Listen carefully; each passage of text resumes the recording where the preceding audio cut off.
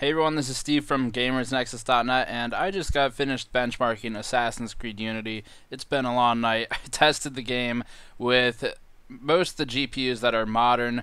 We used the GTX 980, of course, got a couple 780s in there, 780 Ti, 290X, all that stuff. So I tested the game's performance with various GPUs at various game settings, including max settings, some NVidia specific settings, and then medium and low, with the objective being to determine what video card is best to play Assassin's Creed Unity. Now, Assassin's Creed Unity, we've already reviewed it. Hit the channel link below and you can see Nick Pinkerton's review of the game, but this is just looking at performance. ACU has very high quality graphics, very high fidelity. It uses NVIDIA GameWorks, including ShadowWorks. NVIDIA partnered with Ubisoft to debug and develop the graphics within the game, so they are pretty hi-fi graphics, which means that you're going to need a higher quality video card, and we did run into some optimization issues on lower end platforms, so that is a concern. In terms of graphics technology, before we get to the benchmark charts,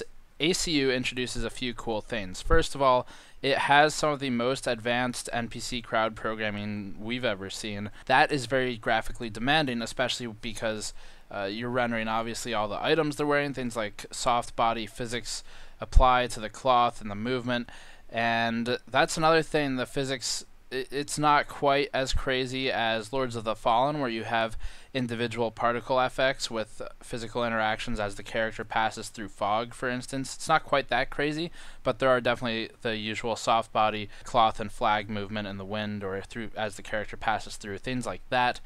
There's a bombardment of lighting technologies, of course. There's HBAO, which is an ambient occlusion technology, HBAO plus, and then a soft AO technology is in there as well for the lower end products. And AO is basically just how the light interacts with how shading and light interact with objects, especially where they are overlapping one another. So a good example of this would be leaves and foliage on the ground, where the light is hitting this leaf or foliage and it's got all these contours that it's trying to sort of saturate with the appropriate opacity shadows. So that is sort of the overview of AO. And then other than that, there's PCSS, which is percentage it's percentage closer soft shadows. It's an NVIDIA and AMD technology. It works on both video cards, and it was definitely optimized for NVIDIA in the development of the game, but they smooth out the shadows quite a lot when they're cast on the ground or on dynamic objects. It basically makes a shadow less sharp, less harsh, so it appears more like a real shadow, because a shadow is not a physical item in the world, so it's generally not going to be perfectly smooth on all sides. Beyond that, there's TXAA, MSAA. I explained both of these in the article linked to the description below. Hit that if you're curious about that. Tessellation is not currently in Assassin's Creed Unity, but it's getting there, and we will test it as soon as it's there. Tessellation is basically the act of taking a smooth surface that is textured, like a brick wall that's just flat with a texture on it, and making those bricks look like they're individually modeled. So rather than just texturing, it looks actually individually modeled. In terms of the game's performance, it eats a lot of video RAM. I tested that and saw that it tends to consume 3.2 to 3.5 gigabytes of video RAM, if that much is available to it, and it uses about 2.1, 2.2 gigabytes of system memory.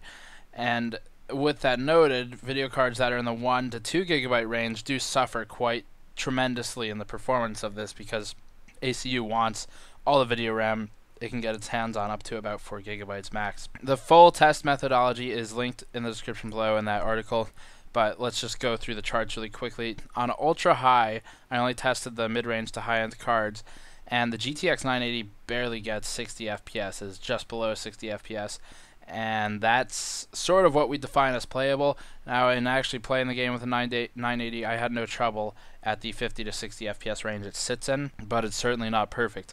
And part of this is optimization, part of it is because ACU has insane graphics and insane amounts of objects drawn on the screen at a time, which is a lot of draw calls being made to the GPU. and even the CPU. The 780 Ti pushes about 51 FPS, so a slight decrease, but not huge. The 290X is at 50 FPS. This is still slightly playable, but probably needs some tweaks. Looking at the GTX 770, we hit unplayable levels along with the 270X. So the 270X, the 770, and the 280X or 280 are all sort of borderline with ultra high. You're going to need to drop down to medium settings in most cases. The GTX 970, if you're curious where that is, it falls about the same spot as the GTX 780, maybe slightly above it in performance. So that would make the 970 really the best value out of all of these top playable performing cards.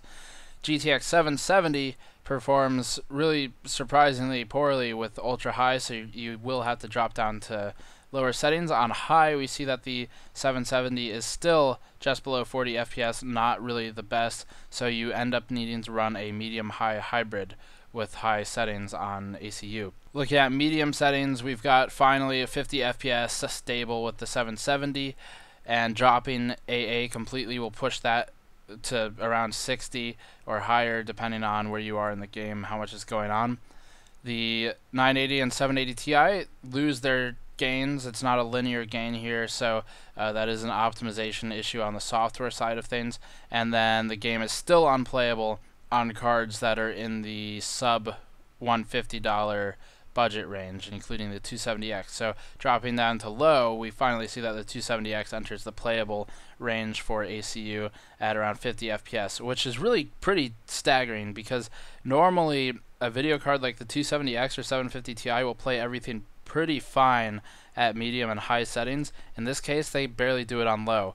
So that kind of shows you where your money's going if you're building a system for playing Assassin's Creed Unity.